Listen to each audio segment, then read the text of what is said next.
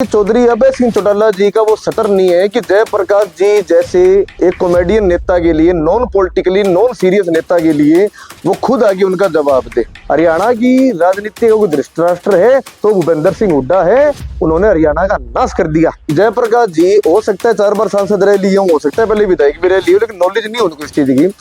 सरकार कभी 29 विधायकों से नहीं गिरती, सरकार गिरने के लिए 46 विधायकों की जरूरत पड़ती है। जहां भूपेंद्र सिंह हुड्डा जी जो आज धृतराष्ट्र है, पॉइंट टू बी नोटेड, मेरे बात को आप नोट करना, जो आज हरियाणा की राजनीति के धृतराष्ट्र है भूपेंद्र सिंह हुड्डा जी 5 साल 10 साल लगातार विधानसभा के अंदर शेरो शायरी हंसी मजाक चुटकुले सुनाने जाते थे। एक लौते चौधरी अभय सिंह चौटाला जी ऐसे शेर विधायक थे जो नवासी चोरों के ऊपर भारी थे। जो लोकसभा का चुनाव हुआ था वो एक तरफा चुनाव हुआ, जनता ने मन बना लिया था कि मैं मोदी को हराना है, और मोदी को हराने के लिए उन्होंने फिर बाद में कांग्रेस को विकल्प चुना, जबकि जयप्रकाश जी एक नॉन सीरियस आदमी थे, लेकिन लोगों की मजबूरी बन गई। और साथियों, आज की हमारी जो प्रेस कॉन्फ्रेंस का आयोजन किया गया है ये एक बड़े गंभीर विषय के ऊपर किया गया है, और एक ऐसे हास्यास्पद और एक फनी नेता जो हरियाणा की है उनके विषय के ऊपर किया गया है, जो हिसार से मौके के सांसद है जयप्रकाश जी जेपी। देखो, सबसे पहली बात तो मैं आपको बताना चाहता हूं कि कभी भी ये विपक्ष का फर्ज नहीं बनता कि दूसरे विपक्ष के बारे में प्रेस कॉन्फ्रेंस करे, लेकिन ये हमारी मजबूरी बन चुकी थी। सबसे पहली बात तो इंडियन नेशनल लोकदल ने आज तक जो आवाज उठाई है, जो आज तक हमारी लड़ाइयां रही है, सड़कों पर संघर्ष रहे हैं, वो बीजेपी के खिलाफ रहे हैं, क्योंकि ये हर विपक्ष का फर्ज बनता है। It is our responsibility to ask questions to the power. लेकिन जैसे आप सभी ने देखा होगा कि आज से 2 दिन पहले हिसार के माननीय सांसद जयप्रकाश जी ने हिसार के अंदर एक प्रेस कॉन्फ्रेंस करी थी, और जहां उनका फर्ज तो ये बनता है कि वो बीजेपी सरकार से सवाल जवाब करे, उनको आरोप प्रत्यारोप करे। उन्होंने अपनी प्रेस कॉन्फ्रेंस करी चौधरी अभय सिंह चौटाला जी के खिलाफ, इंडियन नेशनल लोकदल के खिलाफ, और कई उड़ जुलूड़ बातें करी और कई ऐसे ऐसे इल्जाम लगाए जिसका ना तो सिर है ना कोई पैर है। सबसे पहली बात तो उन्होंने ये कहा कि चौधरी अभय सिंह चौटाला जी ने जो किसान आंदोलन में इस्तीफा दिया था, वो इस्तीफा उन्होंने दिया था बीजेपी की सरकार को बचाने के लिए, और ऐसी ऐसी उन्होंने कई बातें करी। तो आज ही हमारी मजबूरी बन चुकी जयप्रकाश जी का सवाल का जवाब देना, क्योंकि मैं ये मानता हूं कि चौधरी अभय सिंह चौटाला जी का वो सटर नहीं है कि जयप्रकाश जी जैसे एक कॉमेडियन नेता के लिए, नॉन पॉलिटिकली नॉन सीरियस नेता के लिए वो खुद आगे उनका जवाब दे, जिनकी उड़जुड़ बातें रहती है, कोई सिर होता नहीं कोई पैर होता नहीं। तो सबसे पहली बात तो मैं आपको कहना चाहता हूं कि जयप्रकाश जी ने ये बात कही कि चौधरी अभय सिंह चौटाला जी ने जो इस्तीफा अपना दिया वो इसलिए दिया था कि भाजपा की सरकार न गिर जाए। तो मैं आप सबको एक बात बताना चाहता हूं, जयप्रकाश जी हो सकता है 4 बार सांसद रह लिए हो सकता है पहले विधायक भी रह लिए, लेकिन नॉलेज नहीं उनको इस चीज की। सरकार कभी 29 विधायकों से नहीं गिरती, सरकार गिरने के लिए 46 विधायकों की जरूरत पड़ती है। इनके 29 तो विधायक थे, और 29 विधायकों में जूतियों में खीर बन रही थी, 20 का नहीं विधायक इनकी हो रहे थे, तो सरकार नहीं गिर सकती थी। दूसरी बात है, हमारे हिंदुस्तान के जो तानाशाह प्रधानमंत्री नरेंद्र मोदी जी थे, उन्होंने 3 काले कानून पास करे थे, आप सबको पता है। और उन काले कानूनों के बाद हमारे किसान मसीहा वहां पे धरने के ऊपर बैठे थे, टिकरी बॉर्डर पे, शंभू बॉर्डर के ऊपर। उसके बाद में सभी जो हमारे संयुक्त किसान मोर्चा था वो सबसे पहले कांग्रेस के विधायकों के पास गए। और मैं आपको एक हंसी की बात बताता हूँ कि जितने भी कांग्रेस के विधायक थे ना, जो 29 विधायक थे, ये वहां टिकरी बॉर्डर, शंभू बॉर्डर पे दिल्ली जाते थे, और दिल्ली जाके वहां पे अपनी फोटो खिंचा के रील बनवा के वापस आ जाते थे। लेकिन जैसे हमारी किसान सरदारी ने इनसे इनका इस्तीफा मांगा, भगवान जाने इन कांग्रेस वालों को जमीन निकल गई, आसमान खा गया, ये निस्ता नाबूद हो गई, गायब हो गया, अपने बिल में छुप गए, इन्होंने अपने घर से बाहर निकलना बंद कर दिया। उसके बाद में सारी किसान सरदारी चौधरी अभय चौटाला जी के पास जाती है, और सुरेश कोत जी, आप पूछ सकते हो, बड़े किसान नेता है, उन्होंने नेतृत्व किया था, और वो जाके इस्तीफे की पेशकश करते हैं। चौधरी अभय सिंह चौटाला जी पेशकश करने के बाद अपनी कोर कमेटी की मीटिंग बिताते हैं, और उस मीटिंग के अंदर जितनी भी इंडियन नेशनल लोकदल की कोर कमेटी थी, सबने उनको मना कर दिया था इस्तीफा देने के लिए, और ये कहा था कि आज इंडियन नेशनल लोकदल की केवल और केवल एक सीट है, खुदा ना खास्ता अगर ये सीट भी हम हार जाते हैं तो हमारी तो पार्टी खत्म हो जाएगी, अब भूल के भी इस्तीफा मत दे देना। लेकिन चौधरी अभय सिंह चौटाला जी ने जनमत को स्वीकार करते हुए, किसान सरदारी को, किसान आंदोलन को देखते हुए, हमारे किसान मसीहा को देखते हुए, अपनी पार्टी से अलग हटके, अपनी कोर कमेटी से अलग हटके इस्तीफा दिया, ठोकर मार दी उस विधानसभा में उस विधायक के पद के, और बाद में उसी इस्तीफे के ऊपर सवार होके तानाशाह प्रधानमंत्री नरेंद्र मोदी जी झुकते हैं, और झुके 3 काले कानून वापस होते हैं। दूसरा, जयप्रकाश जी ने उनके ऊपर एक और आरोप लगाया कि अभय सिंह चौटाला जी जो सदन के अंदर बैठते थे तो वहां बैठ के वो बीजेपी की मदद करते थे। सबसे पहली बात तो जयप्रकाश जी को इस बात का नहीं पता है कि सदन की जो भी कार्रवाई होती है ना, वो कार्रवाई ऑन रिकॉर्ड होती है, हर चीज रिकॉर्डिंग होती है इस चीज की। तो मैं उनको ये चीज कहता हूं कि वहां जाके ऑन रिकॉर्ड आप चेक करो, जहां भूपेंद्र सिंह हुड्डा जी, जो आज धृतराष्ट्र है, पॉइंट टू बी नोटेड, मेरे बात को आप नोट करना, जो आज हरियाणा की राजनीतिक धृतराष्ट्र है भूपेंद्र सिंह हुड्डा जी, 5 साल 10 साल लगातार विधानसभा के अंदर शेरो शायरी, हंसी मजाक, चुटकुले सुनाने जाते थे। एक लौते चौधरी अभय सिंह चौटाला जी ऐसे शेर विधायक थे जो नवासी चोरों के ऊपर भारी थे, जिन्होंने 50 बड़े घोटाले सरकार के उजागर करे, जिनकी एक तरफा लड़ाई रही तो वो बीजेपी सरकार के साथ रही। ठीक है। तीसरी बात है, जयप्रकाश जी ने चौधरी अभय चौटाला जी के ऊपर इल्जाम लगाया कि चौधरी अभय चौटाला जी ने बीजेपी के राज्यसभा के अंदर इस्तीफा दिया। ये मेरे ख्याल में सारे पत्रकार साथी आप भी बार बार ये सवाल पूछते हो। तो मैं आप सबको ये बात बताना चाहता हूं, चौधरी अभय चौटाला जी ने कभी भी बीजेपी में राज्यसभा में किसी उम्मीदवार को समर्थन नहीं दिया, उन्होंने एक निर्दलीय प्रत्याशी को समर्थन दिया। ये आप लोग बात क्यों नहीं करते, ये जयप्रकाश जी बात क्यों नहीं करते, ये कांग्रेस वाले बात क्यों नहीं करते कि जब सुभाष चंद्र हिसार से सांसद बने थे उस समय भूपेंद्र सिंह हुड्डा जी ने बीजेपी की ए टीम बन के स्पष्ट तौर के ऊपर शाही घोटाला कराया था और अपनी शाही बदल के सुभाष चंद्र को हिसार से राज्यसभा सांसद बनाने का काम किया था। हरियाणा की राजनीति का कोई धृतराष्ट्र है तो भूपेंद्र सिंह हुड्डा है, उन्होंने हरियाणा का नाश कर दिया। उसके बाद में उन्होंने एक बड़ी बात कही, उन्होंने ये कहा जयप्रकाश जी ने कि अब की बार जो लोकसभा और विधानसभा का चुनाव हुआ था, इस चुनाव के अंदर चौधरी अभय चौटाला जी ने और इंडियन नेशनल लोकदल पार्टी ने बीजेपी की मदद करी। तो मैं आपको सबसे पहली बात ये बात बताना चाहता हूं, हरियाणा की जनता ने 2 मौके दिए कांग्रेस पार्टी को, लोकसभा का और विधानसभा का। जो लोकसभा का चुनाव हुआ था वो एक तरफा चुनाव हुआ, जनता ने मन बना लिया था कि मैं मोदी को हराना है, और मोदी को हराने के लिए उन्होंने फिर बाद में कांग्रेस को विकल्प चुना, जबकि जयप्रकाश जी एक नॉन सीरियस आदमी थे, लेकिन लोगों की मजबूरी बन गई।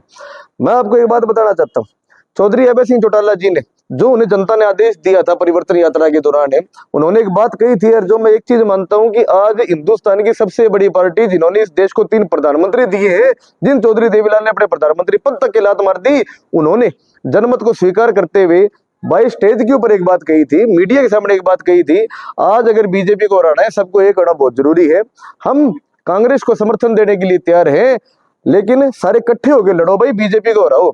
हर कोई समर्थन के लिए तैयार था, लेकिन ये भूपेंद्र सिंह हुड्डा जी का डर था कि मेरे से कोई बड़ा नेता है, कोई सच्चा आदमी है, कोई किसान हितैषी है तो चौधरी अभय सिंह चौटाला जी है। भूपेंद्र सिंह हुड्डा जी ने ये समर्थन नहीं होने दिया, चौधरी अभय चौटाला जी की पार्टी को इंडिया गठबंधन में शामिल नहीं होना दिया। और जयप्रकाश जी ही थोड़ी कह रहे हैं, मैं हुड्डा साहब का नाम लिए, पूरी कांग्रेस टीम कह रही है कि जो आईएनएलडी है वो बीजेपी की बी टीम है।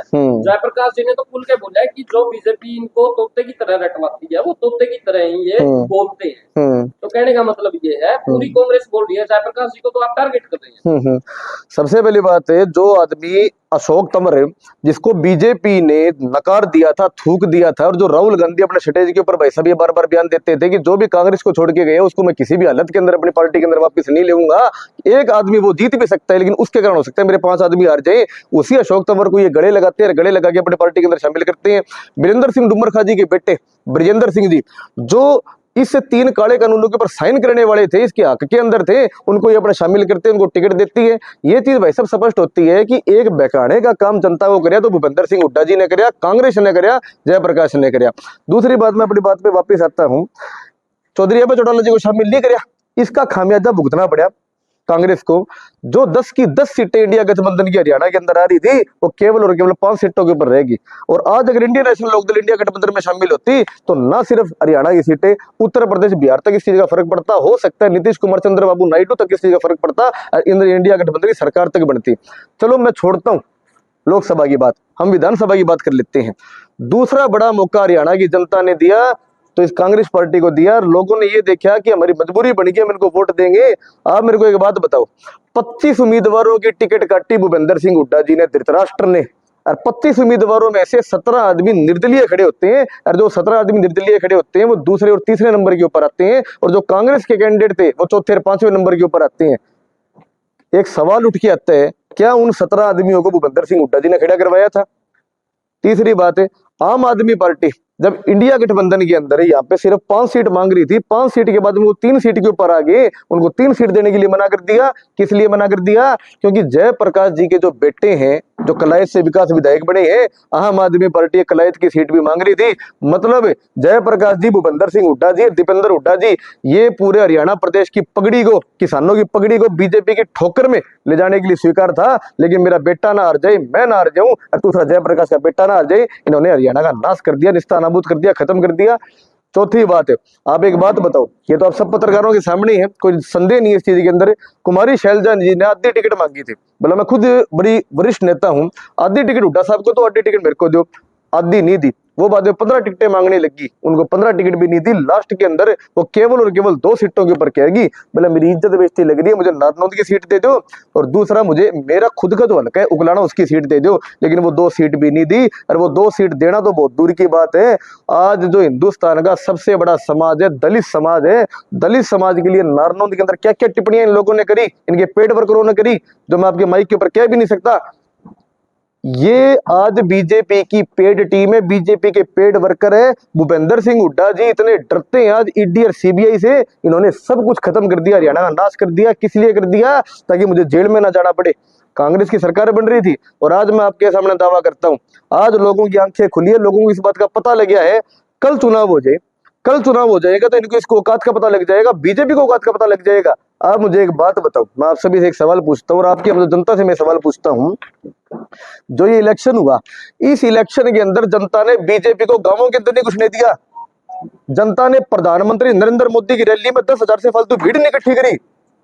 इतना सब कुछ होने के बावजूद भी, लेकिन जनता इतनी मूर्ख नहीं है, जनता इतनी पागल नहीं है कि वो बीजेपी को हराएगी, और बीजेपी को हरा के बीजेपी से फालतू भ्रष्ट नायक लोगों के सामने तुम खड़ा कर दोगे।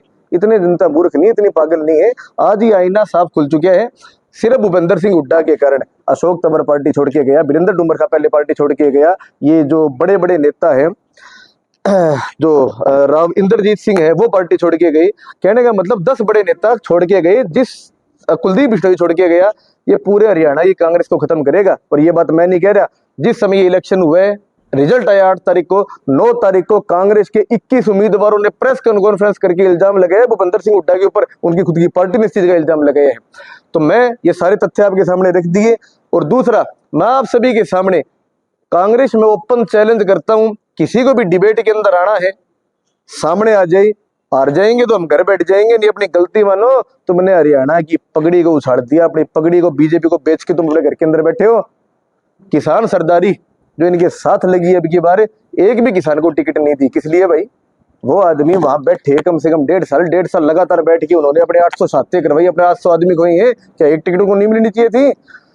कोई भी आदमी डिबेट के लिए आ जाए कांग्रेस से, लेकिन मैं कंडीशन रखता हूं, कोई भी हुड्डा साहब का, जेपी जी का, चिंटू कैंडी लॉलीपॉप मेरे से डिबेट करने ना है। बाहर किसी के लिए अवेलेबल नहीं हूँ। मेरे से डिबेट करनी है तो जयप्रकाश जी आ जाए, इनके बेटे विकास आ जाए, या कोई लेवल का आदमी है उससे मैं डिबेट कर लूंगा, आमने सामने बैठूं। भाई एक सवाल ये उठता है, आपने कहा कि 3 काले कानून को लेकर के उनके विरोध में चौटाला जी ने इस्तीफा दे दिया, तो लेकिन बाई इलेक्शन दोबारा उन्होंने क्यों लड़ा? कार्यकर्ताओं की बात मान रहे थे तो उनको ये भी स्टैंड लेना चाहिए था, दोबारा बाई इलेक्शन में ना उतरे। जनता ने नकार दिया था भारतीय जनता पार्टी को, तो 48 सीटें कैसे आगे विधानसभा में बीजेपी के 48 विधायक। दोनों सवालों का जवाब दूंगा एक एक करके। पहला आपने सवाल ये पूछा है कि चौधरी अभय चौटाला जी ने इस्तीफा दिया तो दोबारा इलेक्शन क्यों लड़ा, ये सवाल था आपका। अभय चौटाला जी ने इस्तीफा दिया, उसके बाद में जनता का आदेश था, और सिर्फ वहां की जनता का नहीं, पूरे हरियाणा की जनता का आदेश था। अगर आज आपने चुनाव दोबारा नहीं लड़ा तो कोई बीजेपी का गंदा आदमी आगे बैठ जाएगा। क्योंकि ये चीज आपने देखी है, जो इलाहाबाद के अंदर चुनाव हुआ था, वहां पर ये जाते हैं भूपेंद्र हुड्डा जी, और ये क्या कहते हैं, बोला भाई आया तो हूं मैं कांग्रेस के लिए वोट मांगने के लिए, लेकिन बीजेपी का प्रत्याशी मेरा पुराना दोस्त है। ये सीधा सपोर्ट कर रहे थे, सबको पता था, तो चुनाव लड़ने की मजबूरी थी। लड़के विधानसभा में गए, वहां जाके डट की आवाज उठाई और साथ दिया इस चीज का। दूसरा आपने सवाल क्या पूछा, रिपीट करोगे एक बार प्लीज? बीजेपी के आप कह रहे हो ना, लोगों ने नकार दिया उनको, 48 विधायक कैसे विधानसभा में? मैं अपनी बात को दोबारा रिपीट करता हूँ, किसी भी गांव में लोगों ने, जनता ने, किसानों ने, कमेरों ने, छात्रों ने, युवाओं ने, बेरोजगारों ने, वंचितों ने, वनवासियों ने किसी भी बीजेपी के कैंडिडेट को गांव में नहीं घुसने दिया। ये आप सबके आगे की बात है। लेकिन लोग इतने मूर्ख नहीं थे कि ये बीजेपी को गांव में नहीं घुसने देंगे, और तुम इनसे भी बिकाऊ आदमी, घटिया आदमी तुम इनके सामने लोग भी लालची आदमी खड़े कर रहे हैं, उनको ये नहीं जितवाएंगे। ये लोगों की मजबूरी बन गई थी लास्ट के अंदर। दूसरी बात, भूपेंद्र सिंह हुड्डा जी ने खुले तौर के ऊपर अब की बार मदद करी है। ये बात में बनने लगा रही है भाई, कोई ये ईवीएम की बात कर रहे हैं, कोई किसी और चीज की बात कर रहे हैं। आप मुझे एक बात बताओ, ये कह रही हैं फिर बाद में कि भाई ईवीएम तो खराब थी। मैं आपसे एक सवाल पूछता हूं, जहां तो ये जीत रहे हैं वहां तो ईवीएम ठीक है, जहां ये हार रही है वहां ईवीएम खराब है। अगर ईवीएम खराब है, जयप्रकाश का बेटा गलत जीतते, उसको इस्तीफा दिलवाओ वहां से। अगर ईवीएम खराब है तो भूपेंद्र सिंह हुड्डा गलत जीतते हैं। अगर ईवीएम खराब है तो जम्मू में तो हमारी सरकार बनी है, वहां से इस्तीफा दो। आपने जेपी को नॉन सीरियस पॉलिटिशियन कहा है, लेकिन हिसार की जनता ने लोकसभा में तो पूरा मैंडेट देकर उनको भेजा है ना सांसद के। एक मजबूरी होती है, इस मजबूरी के अंदर कई बार गधे को बाप बनाना पड़ता है। ये अपनी पुरानी कहावत है, मेरे पे कोई मान देगा था ना कर देना, ये पुरानी कहावत है, गधे को बाप बनाया है लोगों ने। ठीक है, ये लोगों की मजबूरी बन गई थी कि लोगों को एक चीज थी कि हमें बीजेपी को हराना है, और बीजेपी को हराने के लिए हमें फिर वोट गिराना पड़ेगा। आप एक चीज बताओ, जयप्रकाश जी ने वोट मांगे, कम से कम 10 जगह तो वीडियो तो वायरल हुई थी। लोग इसको क्या कह रहे हैं, बोला तू नाटक मत कर, तेरे को हम जानते हैं तो कितना पुराना नाटकबाज आदमी है, लेकिन हमारी मजबूरी है, तेरे को हमें वोट गिराना पड़ेगा। क्योंकि इंडिया गठबंधन के अंदर अभय सिंह चौटाला जी को शामिल नहीं किया, इंडियन नेशनल लोकदल को शामिल नहीं किया। आप एक बात बताओ, आप खुद उस समय करते थे, हर चीज की वीडियो बनाते थे। जो लोकसभा चुनाव चल रहा था, आप उसकी फोटो वीडियो निकाल के देख लो।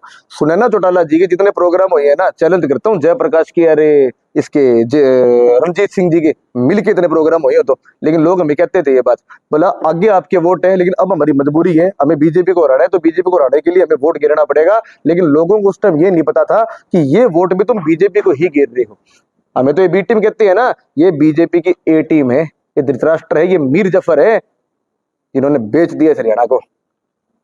लोकसभा में बड़े मैंडेट से जेपी जीतते हैं और 1/3 सीटें ही मात्र जीत पाते हैं विधानसभा में। भाई साहब, क्या बताएंगे? वैसे 55,000 है भाई साहब, बड़ा मैंडेट नहीं होता लोकसभा के अंदर।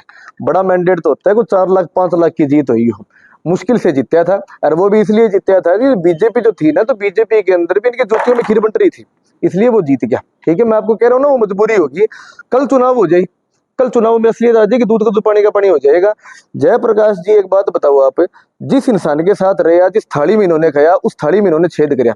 इन्होंने अपनी राजनीति की शुरुआत करी इंडियन नेशनल लोकदल से, और पहली बार ये युवा के जिला अध्यक्ष होते हुए चौधरी देवीलाल ने, चौधरी ओम प्रकाश चौटाला ने इनको टिकट दी। ये सांसद बने, इनको केंद्रीय मंत्री बनाया, और केंद्रीय मंत्री बनाने के बाद सबसे पहला तो इन्होंने छुरी घोंपने का काम किया, तो चौधरी ओम प्रकाश चौटाला चौधरी देवीलाल जी के पीठ में घोंपने का काम किया। फिर भी बाद में नहीं टिके, फिर बाद में ये जाते हैं चौधरी बंसीलाल के पास, हरियाणा विकास पार्टी के पास, वहां से ये जीतते हैं, चौधरी बंसीलाल की पीठ में छुरी घोंपते हैं।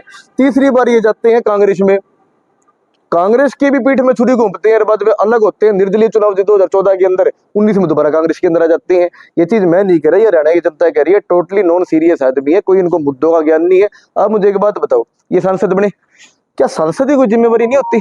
इनके सांसद बनने के बाद हिसार में महिंद्रा शोरूम के ऊपर गोली चलती है, हिसार में दिन दिहाड़ी लूट होती है, डकैती होती है, चैन स्नैचिंग होती है, मर्डर होती है। आपके सामने कितने कांड हो लिए, एक किसी कांड के ऊपर जयप्रकाश जी ने कुछ करे हो तो एक दिन की बात है, यहाँ पे एक समर्थन दे के आगे थे, मैं नाम तो नहीं लेऊंगा, और बाद में उन लोगों ने मेरे को बुलाया, बोला भाई समर्थन दे के तो चली गया, और बाद में मर्जी संभालिया को नहीं, उनकी लड़ाई बाद में मैं लड़की आया। तो टोटली नॉन सीरियस आदमी है, उड़ जरूर बातें करनी है, कोई सिर नहीं है, कोई पैर नहीं है। आज बात करें, कल माफी मांगेंगे।